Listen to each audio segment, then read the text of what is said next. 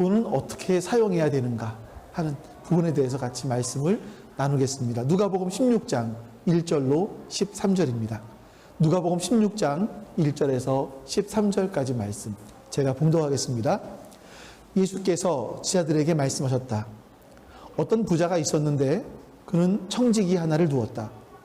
그는 이 청지기가 자기 재산을 낭비한다고 하는 소문을 듣고서 그를 불러놓고 말하였다. 자네를 두고 말하는 것이 들리는데 어찌된 일인가? 자네가 맡아보던 청지기 일을 정리하게. 이제부터 자네는 그 일을 볼 수 없네. 그러자 그 청지기는 속으로 말하였다. 주인이 내게서 청지기 직분을 빼앗으려 하니 어떻게 하면 좋을까? 땅을 파자니 힘이 없고 빌어먹자니 낯이 부끄럽구나. 옳지, 내가 무엇을 해야 할지 알겠다. 내가 청지기의 자리에서 떨려날 때에 사람들이 나를 자기네 집으로 맞아들이도록 조치해 놓아야지. 그래서 그는 자기 주인에게 빚진 사람들을 하나씩 불러다가 첫째 사람에게 당신이 내 주인에게 진 빚이 얼마요? 하고 물었다. 그 사람이 기름 100마리요? 하고 대답하니 청지기는 그에게 자, 이것이 당신의 빚문서요. 어서 앉아서 50마리라고 적으시오. 하고 말하였다. 그리고 다른 사람에게 묻기를 당신의 빚은 얼마요? 하고 하였다. 그 사람이 밀 100섬이요? 하고 대답하니 청지기가 그에게 말하기를 자, 이것이 당신의 빚 문서요. 받아서 80섬이라고 적으시오 하였다. 주인은 그 불의한 청지기를 칭찬하였다. 그가 슬기롭게 대처하였기 때문이다. 이 세상의 자녀들이 자기네끼리 거래하는 데는 빛의 자녀들보다 더 슬기롭다. 그러므로 내가 너희에게 말한다. 불의한 재물로 친구를 사귀어라. 그래서 그 재물이 없어질 때에 그들이 너희를 영원한 처소로 맞아들이게 하여라. 지극히 작은 일에 충성한 사람은 큰 일에도 충실하고 지극히 작은 일에 불의한 사람은 큰 일에도 불의하다. 너희가 불의한 재물에 충실하지 못하였으면 누가 너희에게 참된 것을 맡기겠느냐? 또 너희가 남의 것에 충실하지 못하였으면 누가 너희에게 너희의 몫인들 내주겠느냐? 한 종이 두 주인을 섬기지 못한다. 그가 한쪽을 미워하고 다른 한쪽을 사랑하거나 한쪽을 떠받들고 다른 쪽을 업신여길 것이다. 너희는 하나님과 재물을 함께 섬길 수 없다. 아멘. 자, 우리가 그 돈에 대해서 돈 그것이 알고 싶다 이런 주제를 가지고 3주째 말씀을 나누고 있습니다. 첫 번째 주에는 돈의 속성이었습니다. 돈의 속성. 돈이라는 것은 하나님의 자리를 대체할 만할 정도의 위력을 갖고 있는 것이다. 이것이 돈의 힘이다 라고 말씀을 드렸어요. 두 번째, 근데 그런 힘을 가지고 있지만 그 돈은 한계를 가지고 있다라고 말씀을 드렸습니다. 돈의 한계는 뭐냐면 돈이 인간들에게 진정한 행복을 주지는 못한다라는 거였죠. 그러면 오늘 마지막으로 그 돈은 우리가 어떻게 사용을 해야 될까 하는 부분들에 대해서 말씀을 나눠보려고 합니다. 여러분들 오늘 본문은 어렵습니다. 그러니까 내용이 어려운 것이 아니라 이게 무슨 말씀이지? 상식적으로 쉽게 납득이 가지 않는 부분들이 있어요. 그래서 이게 굉장히 난해한 본문으로 알려져 있습니다. 그 부분들을 여러분들과 같이 해석을 하면서 여기서 예수님께서 말씀하시는 그 재물은 무엇인가 하는 부분들을 좀 같이 살펴보겠습니다. 1절에 보시면 우리 같이 한번 읽어보죠. 1절 시작. 예수께서 제자들에게 말씀하셨다. 어떤 부자가 있었는데 그는 청지기 하나를 두었다. 그는 이 청지기가 자기 재산을 낭비한다고 하는 소문을 듣고서 자, 이 말씀 보니까 부자였던 주인과 또 그 부자의 재물을 맡아서 관리하던 청지기와의 사이에 갈등이 발생을 합니다. 어떤 갈등이냐면 이 청지기가 주인의 돈을 배임하고 횡령했다라는 거예요. 여기는 낭비했다라고 표현되어 있습니다만 그래서 이 주인이 이 청지기를 부릅니다. 2절 말씀. 그를 불러놓고 말하였다. 자네를 두고 말하는 것이 들리는데 어찌된 일인가? 자네가 맡아보던 청지기 일을 정리하게. 이제부터 자네는 그 일을 볼 수 없네. 그러니까 주인이 이 청지기를 해고하겠다라는 얘기예요. 지금 이 불의한 청지기는 해고를 당하게 됐습니다. 다시 말하면 자기가 지금까지 누려왔던 그 어떤 세상의 그 즐거움들, 주인의 돈을 가지고 맛보았던 그 기쁨들, 이런 것들이 다 끝나는 날이 찾아왔다는 거죠. 이제 일상의 종말이 온 겁니다. 그래서 이 주인은 청지기에게 네가 당신이 지금까지 하던 일을 모두 정리해라 라고 말을 합니다. 자, 그때 이 청지기는 자신이 맡고 있는 일을 정리하기에 앞서서 한 가지의 계략을 꾸밉니다. 어떻게 하면 이 위기를 벗어날 수 있을까 생각하다가 한 가지 계략을 꾸미죠. 3절 말씀 보세요. 그러자 이 청지기는 속으로 말하였다. 주인이 내게서 청지기 직분을 빼앗으려 하니 어떻게 하면 좋을까? 땅을 파자니 힘이 없고 빌어먹자니 낯이 부끄럽구나. 이 청지기는 불의하다고 할 만한 사람인 것 같아요. 자기가 지금 주인의 돈을 낭비하고 배임하고 횡령했는데 거기에 대해서 뉘우침이 없어요. 주인이 나의 청지기 직분을 빼앗으려고 하는구나, 이런 생각을 하는 거죠. 그러면서 내가 이 청지기 직분을 빼앗기면 어떻게 밥 먹고 살지? 노동을 해야 되나? 그냥 노동을 하자니 평생 동안 청지기만, 돈만 관리하고 살았는데 내가 내 힘으로 그걸 할 수 있겠나? 그러면 어떡하지? 할 수 있는 게 없네. 빌어먹어야 되나? 아니, 빌어먹자고 하니 낯이 부끄럽구나, 창피하구나, 이런 생각을 하는 거예요. 그러다가 이 사람이 한 가지 답을 찾습니다. 4절 말씀을 보죠. 같이 읽어볼게요. 옳지, 내가 무엇을 해야 할지 알겠다. 내가 청지기의 자리에서 떨려날 때에 사람들이 나를 자기네 집으로 맞아들이도록 조치를 취해 놓아야지. 그러니까 이 청지기가 노동도 할 만하지 못하고 부걸도 하기는 창피하고, 그래서 일종의 어떤 사기극을 벌이기로 합니다. 이 사기극을 통해서 사람들이, 내가 청지기직에서 떨려났을 때 사람들이 나를 자기 집으로 초청할 수 있도록 해야겠다, 이런 어떤 계략을 꾸미는 거예요. 자, 그 계략이 뭔지 5절부터 7절까지 나옵니다. 내용이 되게 쉽죠? 아주 쉬워요. 그래서 그는 자기 주인에게 빚진 사람을 하나씩 불러다가 첫째 사람에게 당신이 내 주인에게 진 빚이 얼마요? 하고 물었다. 그 사람이 기름 100마리요 하고 대답을 하니 청지기는 그에게 자, 이것이 당신의 빚 문서요. 여기 앉아서 50마리라고 적으시오 하고 말하였다. 그리고 다른 사람에게 묻기를 당신의 빚은 얼마요? 하였다. 그 사람이 밀 100섬이요 하고 대답하니 청지기가 그에게 말하기를 자, 이것이 당신의 빚 문서요.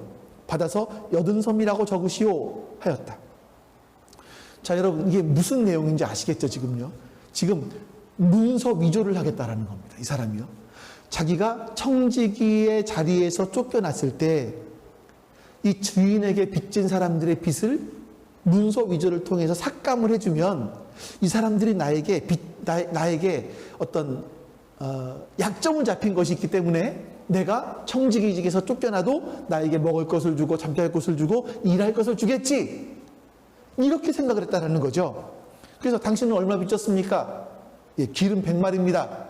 그래요? 그러면 내가 50% 깎아주겠습니다. 여기다가 50마리라고 적으십시오. 당신은 얼마 빚졌습니까? 네, 밀 100섬입니다. 그럼 당신은 20% 깎아줄게요. 80섬이라고 적으십시오 라고 한 겁니다. 이런 문서 위조를 청지기가 하려고 할 때 이 사람들은 자기들에게도 이익이 생기기 때문에 동조했습니다. 청지기에게 약점이 잡힌 거예요. 이 약점이 잡혔기 때문에 이제는 공생공사? 뭐라 그러죠, 그런 걸? 같이 살고 같이 죽는 거죠. 걸리면 다 같이 죽는 거죠, 이건요. 자, 이런 상황이에요. 근데 여러분, 이런 상황을 주인이 알면 어떻게 될까요? 이런 상황을 회사의 오너가 알면 어떻게 될까요? 당연히 잘리는 것이 문제가 아니라 이거는 문서 위조를 했기 때문에 고발당해야 될 그런 일입니다. 이 사람은 주인과 완전히 원수가 돼야 될 일인데 이상해요. 8절 말씀 볼까요? 여러분들은 안 이상하신 것 같네요. 주인은 그 불의한 청지기를 칭찬하였다. 칭찬했다는 거예요. 그가 슬기롭게 대처하였기 때문이다. 자, 그 칭찬의 내용은 그의 대처 방법입니다. 이 사람이, 이 세상의 자녀들이 자기네끼리 거래하는 데는 빛의 자녀들보다 더 슬기롭다. 자, 주인이 납득이 안 가게 이 불의한 청지기를 칭찬을 해요. 그래서 여기에 대해서 주석가들이 여러 가지 해석들을 합니다. 뭐 원금에는 주인이 손해본 것이 없는데 결국 주인의 명성만 높여주어서 주인을 칭찬하게 해줬기 때문에 이 청지기가 칭찬받은 거다. 본문에 나와 있지 않은 내용들을 가지고 여러 가지 해석들을 해요. 근데 본문에 나와 있지는 않아요. 이게 무슨 말씀일까 하는 생각들이 들어요. 여기서 보시면 이 주인이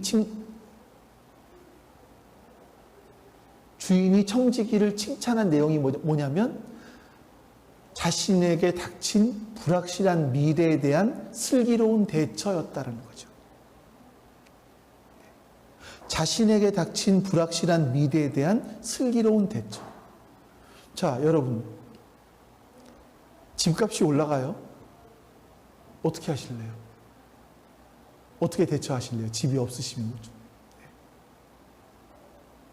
그러니까 이런, 제가 지금 잠깐 딴 얘기를 합니다만, 여러분 잠깐 집중하게 하기 위해서 딴 얘기를 합니다만, 이런 불확실한 미래에 대해서 이 사람은 슬기롭게 대처를 했다. 그래서 이 세상의 자녀들이 자기네끼리 거래하는 것은 빛의 자녀보다 더 슬기롭다. 더 미래를 잘 대처한다. 우리는 하나님, 우리의 미래는 어떡하죠? 하나님 도와주십시오. 하나님 책임져 주십시오. 이렇게 기도만 하고 있는, 이거 말을 잘못하는 것 같아요, 제가. 기도만 하면 무능한 게 아닌데, 그건 아닌데, 어쨌든 그것보다 이 사람들은 더 영악하게 미래를 준비하고 있다. 이 슬기롭다라는 말이요, 원래 의미로 보면 영악한 이해타산이에요. 그러니까 이 불의한 청지기는요, 아주 영악한 이해타산을 통해서 자신에게 닥친 불확실한 미래, 자신의 일상의 종말, 이것을 잘 준비했다라는 거예요. 여러분, 오해하지 마세요. 이 말씀 가지고 오해해서 우리에게 적용하시면 안 됩니다, 이건요. 지금 세상에 보면 이런 사람들이 있어요. 기업체 간부 중에서 자신이 은퇴하고 났을 때, 잘리고 났을 때 어떻게 해야 될까 하다가 비자금을 조성하다가 감옥 가는 사람들이 있고요.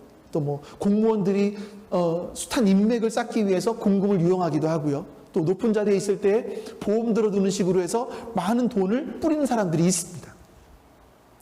이런 행동들은 분명히 지탄받아 마땅할 일이에요. 도덕적으로. 그렇죠, 여러분? 근데 예수님 말씀은 그 사람들은 미래는 잘 준비하고 있어.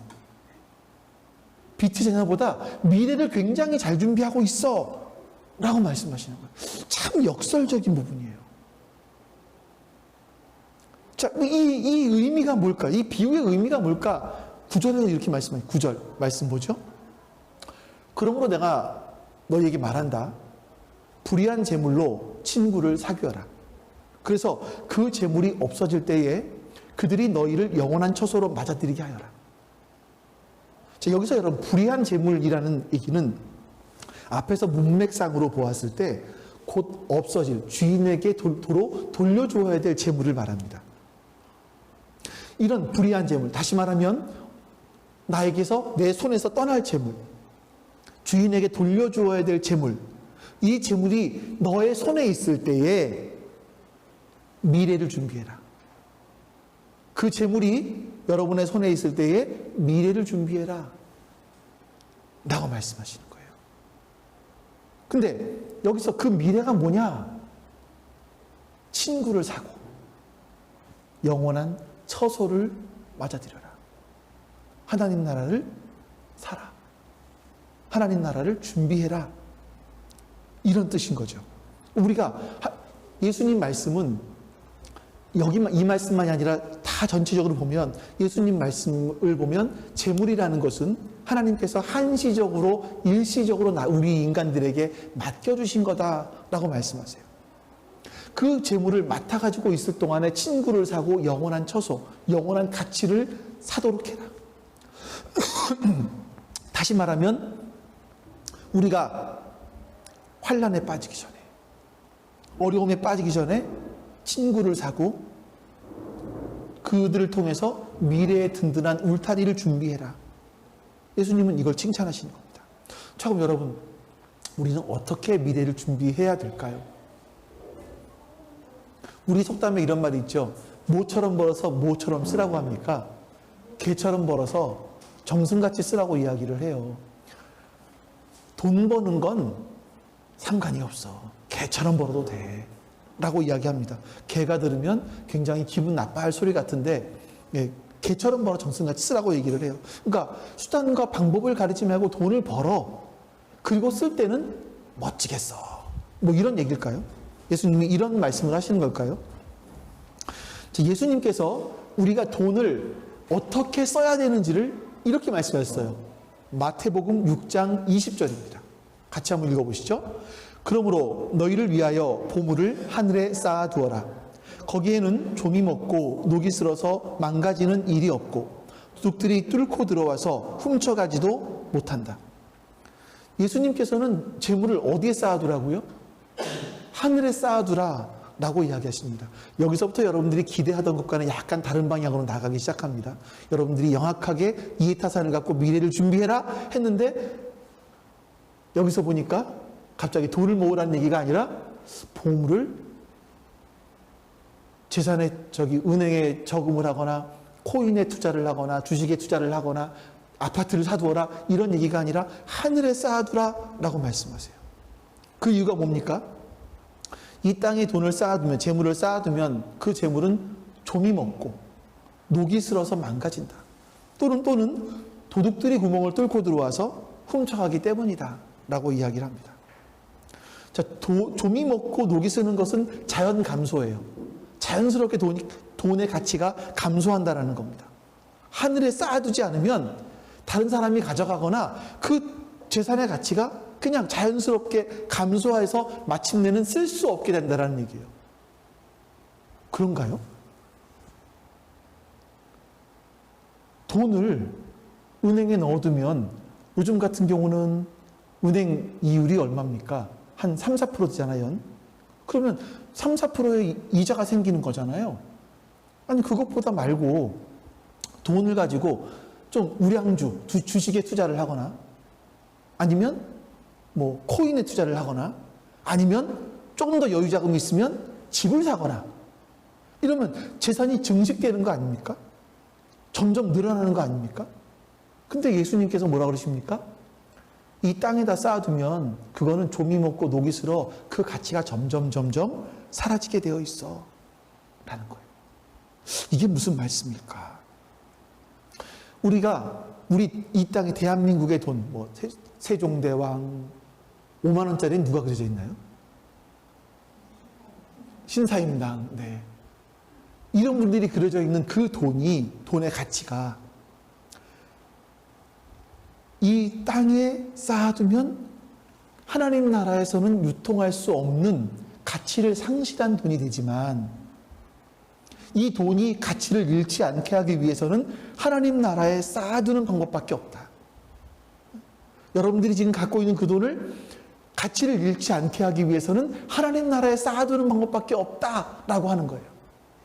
하나님께서 일시적으로 우리에게 맡겨두신 것이고, 그 일시적으로 맡아가지고 있는 돈의 가치를 잃어버리지 않기 위해서는 하나님 나라에 쌓아둘 수밖에 없다. 하나님 나라에 쌓아두는 것만이 영구적인 가치를 갖는다, 이런 의미예요. 그럼 하나님 나라에 어떻게 쌓아둡니까?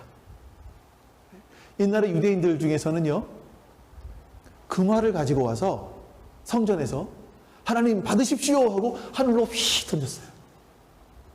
그러면 어떻게 됩니까? 도로 떨어지잖아요. 그러면 그 도로 떨어진 돈을 하나님 우리에게 쓰라고 하시는군요. 감사합니다. 그래서 도로 가져갔어요. 이게 유대인들의 일화예요. 어떤 분들은 이런 얘기를 하면 뭐 교회에 헌금하라는 얘기인가 보다, 이렇게 생각하실 수 있어요. 성경 어디에 봐도 하늘에 쌓아두는 것이 교회에 헌금하라고 하는 말씀으로 나와 있진 않아요. 근데 명확하게 하늘에 재물을 쌓아놓는 것이 무엇인지 나와 있는 성경 구절이 있어요. 누가복음 12장 33절입니다. 같이 읽어보죠. 너희 소유를 팔아서 자선을 베풀어라. 너희는 자기를 위하여 낡아지지 않는 주머니를 만들고 하늘에다가 없어지지 않는 재물을 쌓아두어라. 거기에는 도둑이나 좀의 피해가 없다. 자, 여러분들, 하늘에 쌓아둔다라는 게 뭡니까? 자선을 해라. 자선을 베풀어라. 우리에게 있는 돈으로 가난한 사람들을 도와주어라. 우리에게 가난하다라는 건 뭐냐면 내가 이 사람을 꾸어주어도 나에게 갚을 길이 없는 사람, 그러니까 갚을 기대를 안 하는 사람, 그런 사람에게 돈을 꾸어주어라. 이것이 하늘에 쌓는 것이다 라고 말씀하는 거예요. 자, 여러분들 여기서부터 기분이 좀 안 좋아지기 시작하시죠? 우리 1절 말씀만 보여줄래요? 자, 1절 말씀에 이 말씀을 듣는 첫 번째 대상이 누군지를 보세요. 누구예요? 제자들이에요.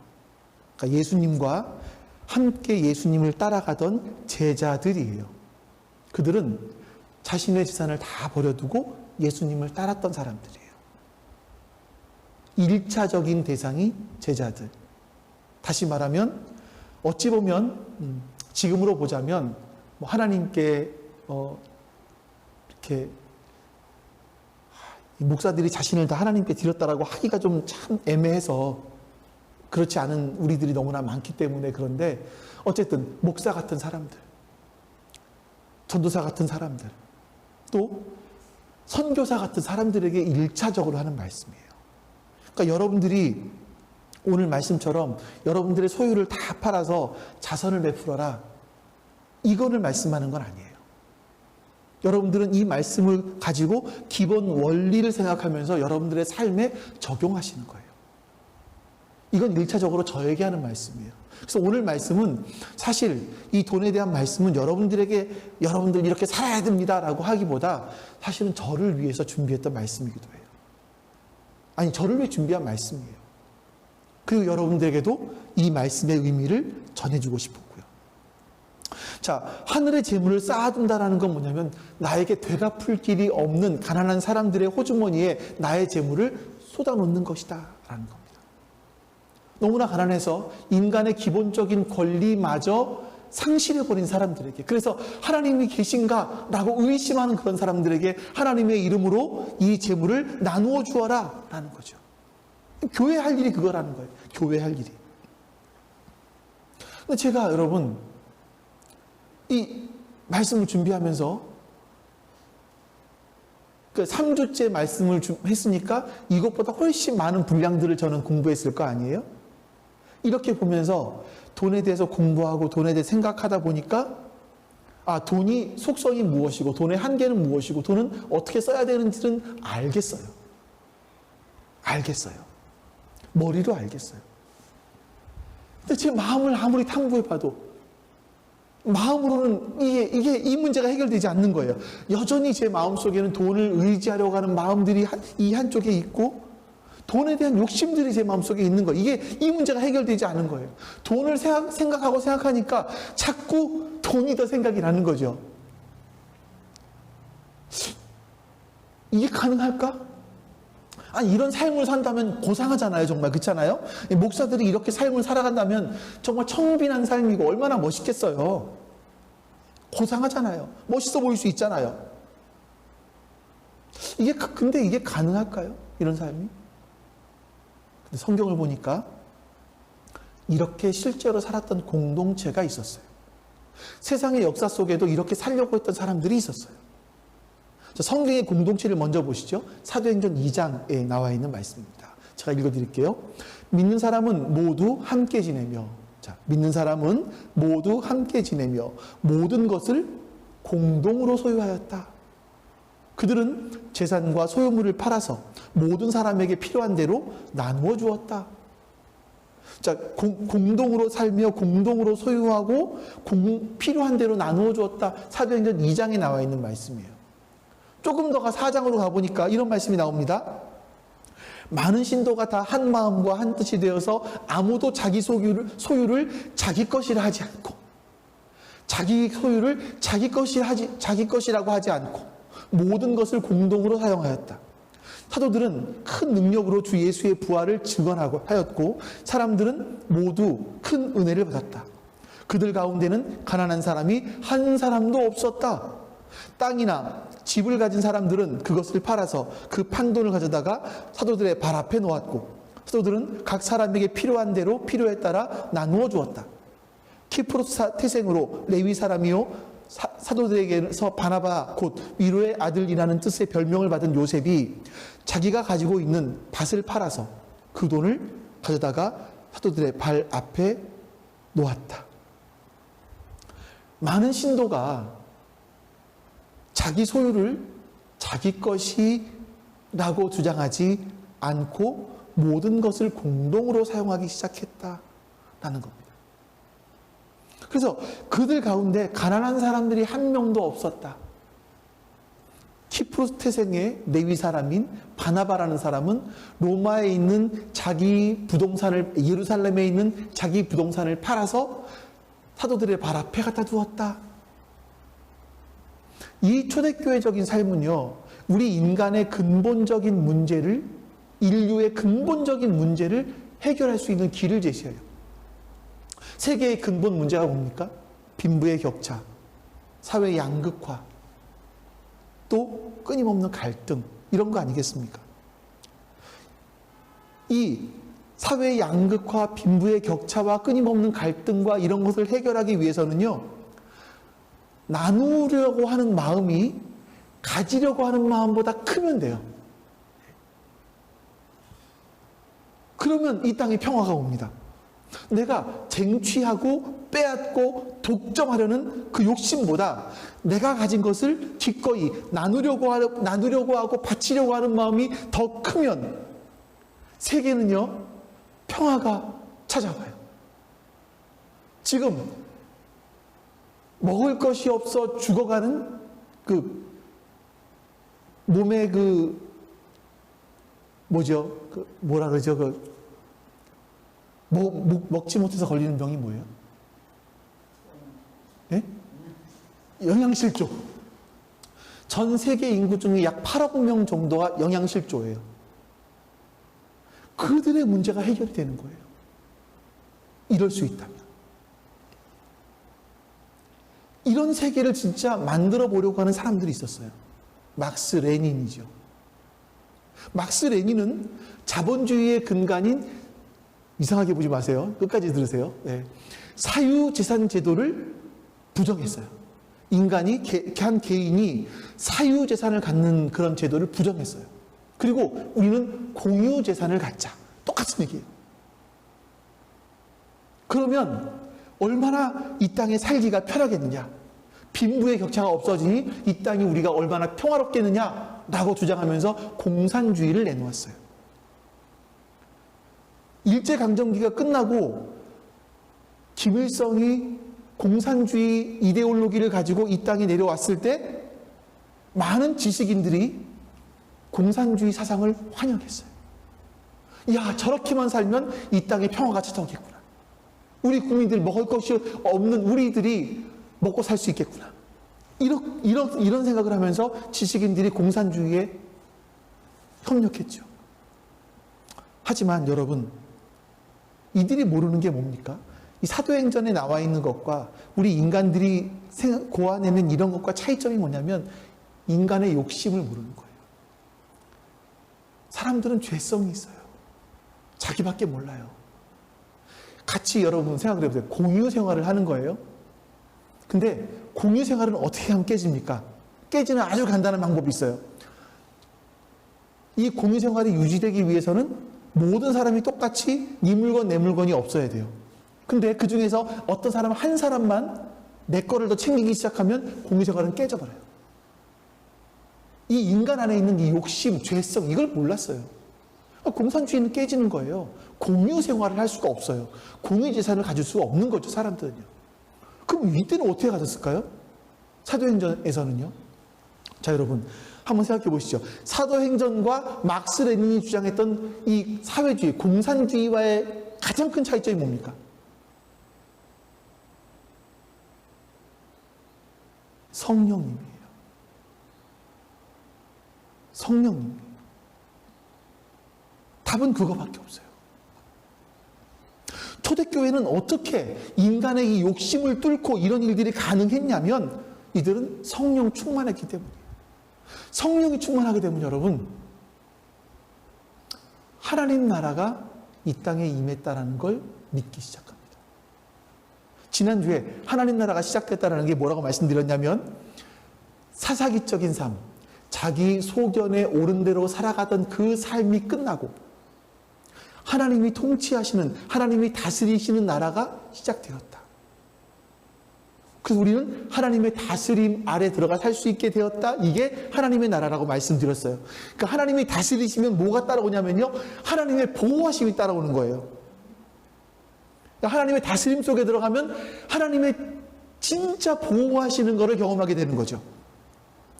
자, 여러분, 초대교회 성도들이 하나님 나라가 임했다라는 걸 믿고 살아가기 시작을 했습니다.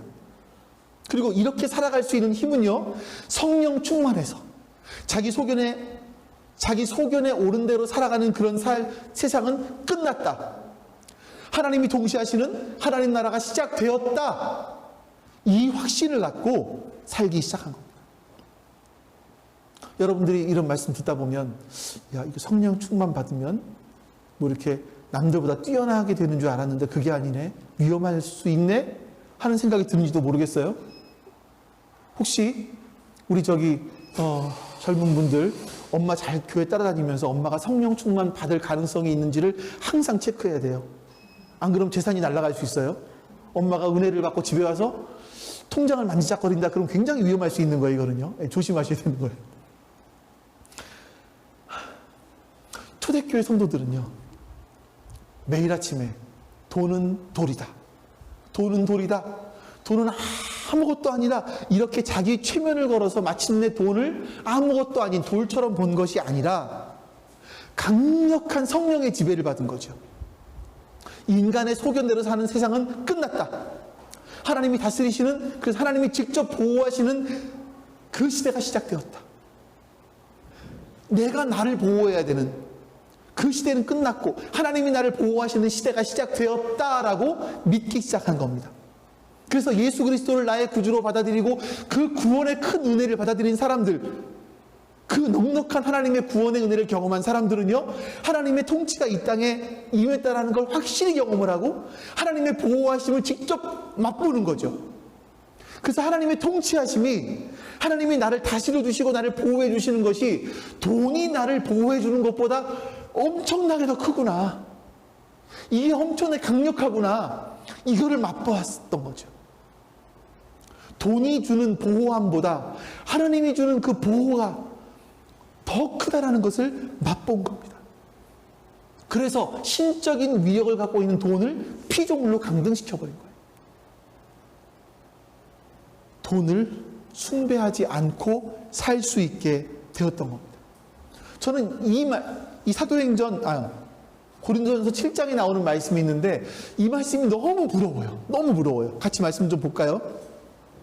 형제자매 여러분, 내가 말하는 것은 이것입니다. 때가 얼마 남지 않았으니 이제부터는 안에 있는 사람은 없는 사람처럼 사하고, 우는 사람은 울지 않는 사람처럼 하고, 기쁜 사람은 기쁘지 않은 사람처럼 하고, 무엇을 산 사람은 그것을 가지고 있지 않은 사람처럼 하고, 세상을 이용하는 사람은 그렇게 하지 않는 사람처럼 하도록 하십시오. 이 세상의 형체는 사라집니다. 여러분, 이 말씀이 뭡니까? 지금 보니까 뭐 안에 있는 사람은 없는 사람처럼, 우는 사람은 울지 않는 사람처럼, 기쁜 사람은 기뻐하지 않는 사람처럼, 아니 아무런 감정이 없게 살아가라는 얘기인가요? 그것이 아니라 이 말씀은요, 세상의 것에 매여 살지 않는다라는 거예요. 여러분, 이제 세상의 것에 매여 살지 마십시오. 왜요? 무엇 때문에? 두 번째 줄 중간에 뭐라 되어 있죠? 때가 얼마 남지 않았기 때문에, 마지막에 이 세상의 형체는 사라질 것이기 때문에. 예수님 말씀, 바울이 하는 말이 이거예요. 여러분들 너무 세상에 얽매여 살지 마세요. 왜 그런 줄 아십니까? 때가 얼마 안 남았어요. 이 세상의 형체가 사라질 날이 얼마 남지 않았습니다. 마지막이 얼마 남지 않았어요. 종말이 얼마 남지 않았어요 라고 바울은 이야기하고 있는 거죠. 그래서 이 돈에 대해서 자유롭게 살 수 있는 것은요, 여러분, 성령 충만하지 않으면 불가능한 일이에요. 근데 어떤 사람들은요, 이렇게 하기도 했었어요. 성령 충만함도 받지 않았는데 헌금을 왕창 해놓고 하나님께서 나에게 어떻게 복 주시나 보자 라고 했던 사람들이 있었어요. 실제 예를 하나 들어드릴게요. 2000년대 초반, 그때 한 사업을 하는 사람이 있었습니다. 근데 회사가 부도가 생겼어요. 그 은행에서 20억을 빌렸습니다. 2000년대 초반이면 우리에게 20년 전이면 20억은 엄청나게 큰 돈이죠.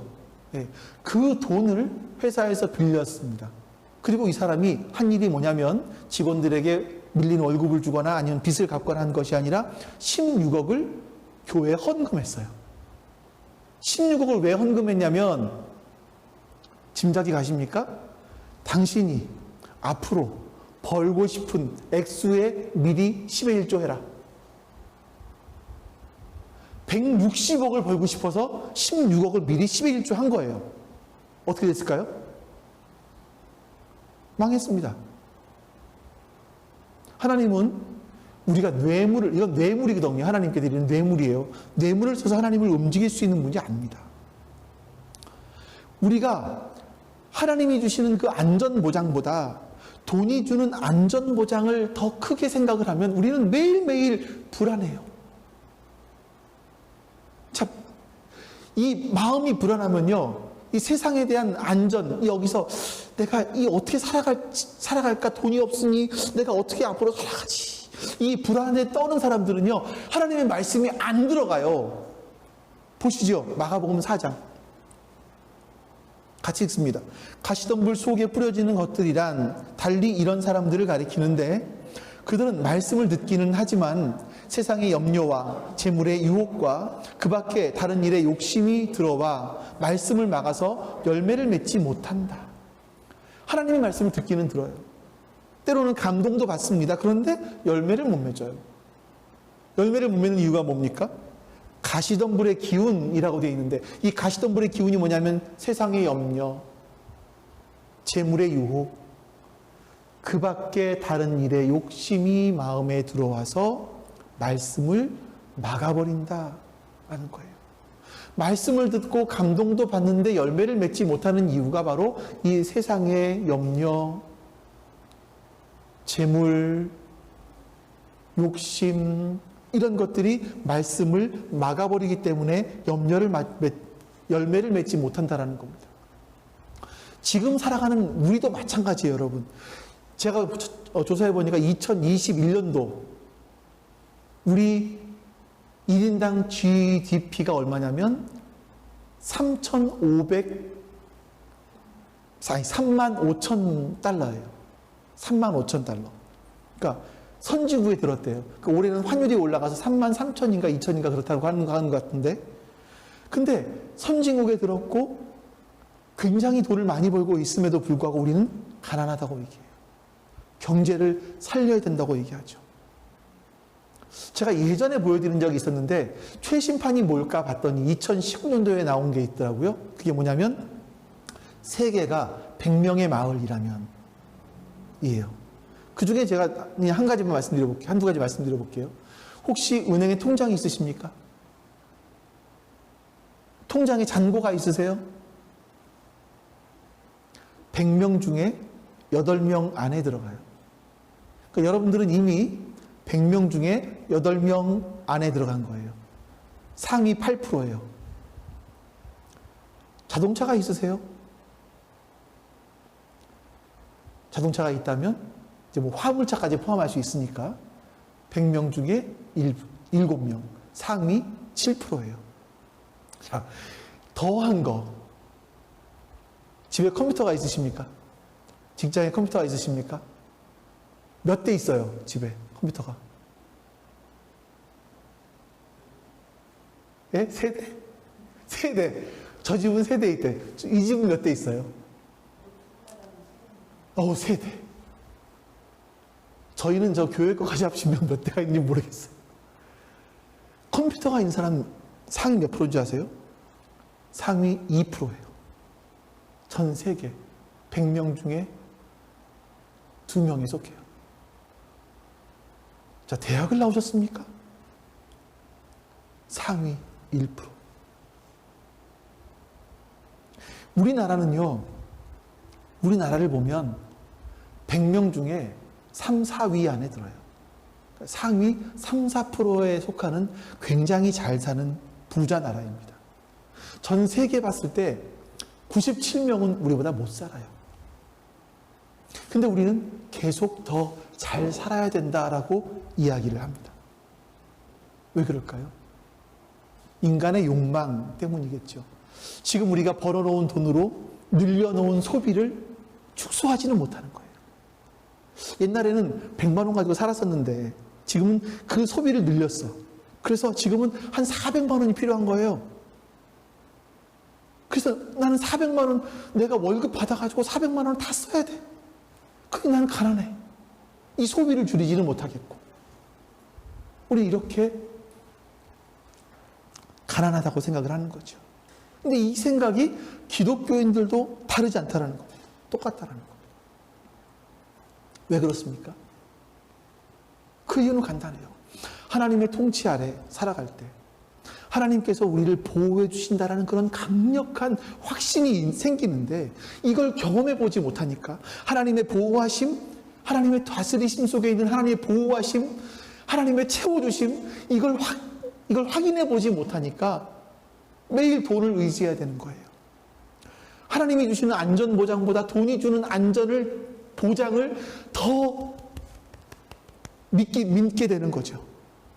그래서 그러다 보니까 이 자본주의, 자본이 다스리는 이 자본주의 세계를, 자본주의 경제 시스템을 사람들은 계속 갈 거라 생각을 해요. 영원할 거라 생각을 해요. 하나님 나라, 하나님이 다스리는 하나님의 보호하심, 자본이 우리를 보호해주는 세상이 아니라 하나님의 보호하시는 세상에 대한 확신이 우리에게 별로 없어요. 1922년에 우리나라에서 친일파가 많이 생겼습니다. 그 당시 어떤 일이 있었냐면 일본에서 우리나라의 지식인들, 그러니까 엘리트들을 데리고 일본으로 건너갔어요. 건너가서 분수 공장을 보여주고 이제 뭐 무기 만드는 것도 보여주고 배를 만드는 조선 공장도 보여주고 자신들의 발달한 신문물을 보여줬어요. 자, 그러자 그것을 본 우리나라 엘리트들, 지식인들이 뭐라고 생각을 했냐면, 야, 일본은 앞으로 100년간 이 아시아를 지배할 거다. 우리는 도저히 헤어나올 수가 없다. 그래서 친일파가 되었어요. 뭐 이름 말하면 안 되겠죠, 그런 분들을. 그래서 갑자기 친일파가 많이 생긴 거예요. 근데 여러분, 그 중에서 안중근, 신채호, 주기철, 한상동 이런 분들은 일본이 그래도 곧 망한다라고 믿었어요. 이게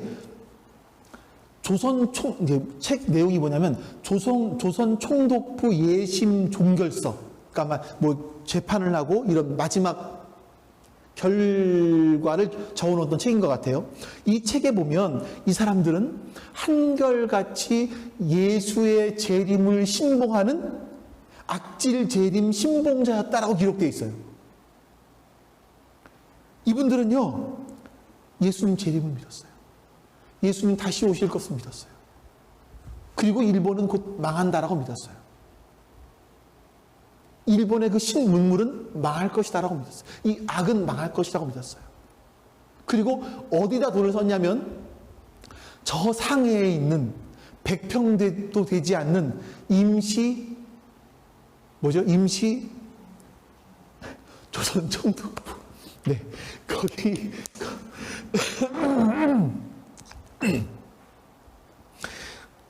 조선 총독부에 국채를 샀어요. 우리나라 국채 산 거예요. 그런 꿈을 꾼 거죠. 이분들은요, 자신이 가지고 있는 한시적인 재물을 통해서 영원한 가치, 이걸 산 겁니다. 여러분, 이제 거의 끝까지 달려갔어요. 자신의 재산으로 영원한 가치를 산 사람이 성경에도 나와요. 삭개오 같은 사람이죠. 삭개오는 자신이 남의 재물을 빼앗은 것이 있다거나 이 빼앗은 재물을 포함해서 자신의 재물 전체를 다 가난한 사람들에게 예수님께 내놓겠습니다 라고 말해요. 예수님께서 그래 오늘날 너의 집에 구원이 임했다 라고 말씀하시죠. 하지만 첫 번째 주에 보았던 영생을 어떻게 하면 얻을 수 있나라는 이 영원한 생명에 대한 소망을 갖고 있던, 궁금증을 갖고 있던 이 부자 청년은 예수님께서 너의 재산을 팔아 가난한 사람에게 나눠주고 나를 따라라 라고 말씀하시는 그 말씀을 듣고 근심하며 예수님을 떠납니다. 재물과 영원한 생명을 맞바꿔 버린 거예요. 재물은 그 정도의 능력이 있어요. 여러분, 저는 오늘 여러분들에게 누가 어떻다라는 얘기를 하고 싶은 것이 아니라 저를 다고치고 싶은 거예요. 나에게 있어서 과연 나에게 차지하는 돈의 위치는 무엇인가? 나는 돈을 어떻게 써야 되는가? 이거를 제 안에 확인하고 또 그렇게 살기 위해서 다그치고 싶은 거죠. 뿐만 아니라 여러분들에게도 알려드리고 싶은 거예요. 돈은 이런 겁니다. 여러분들이 이것을 알고 사용하십시오. 그리고 여러분에 맞게 적용하십시오. 제가 알고 있기로 여러분들 가운데 잉여 재산이 남아도는 분들은 별로 없어요. 우리는. 그러니까 여러분들의 집을 전세를 팔아서 월세를 가고 그걸 팔아서 가난한 사람들 도와주라 이런 얘기가 아니에요. 여러분들은 여러분들의 미래를 잘 준비하시면서 재물을 지혜롭게 잘 모으십시오. 하지만 여러분들에게 이제 그것이 아닌 잉여 재산이 남았을 때 어떻게 할 거냐? 이거는 고민해 보셔야 돼요. 근데 마지막 하나님 나라가 있다는 걸 본다면 이 재물을 어떻게 하면 끝까지 가져갈 수 있을까? 이 재물을 유산으로 상속해 놓으면 성씨가 다른 사람들이 와서 가져가요. 아들에게 물려주면 며느리가 갖고 가고 딸에게 물려주면 사위가 가져가요. 그것이 영원하지 않아요. 그러면 이걸 어떻게 할 수 있을까? 하나님 나라에 쌓아놓는 것밖에 없다라는 거죠. 그리고 더 중요한 것이 뭐냐면 우리 그리스도인들의 사명 중에 한 가지가, 우리 그리스도인들은 여러분, 그리스도인이 되었다는 것은 내가 예수 믿고 천국 가요 이게 끝나는 것이 아니에요. 이 땅에 하나님 나라 백성들은 어떻게 살아가는지 그 삶의 방식을 보여주어야 돼요. 그 사람들을 하나님 나라로 초청을 해야 돼요. 우리는 그 의무가 있는 사람들이에요. 예수님 믿으세요. 예수님 믿으면 병이 낫습니다. 예수님 믿으면 돈 잘 법니다. 이거 전도지돌이라는 게 얘기가 아니라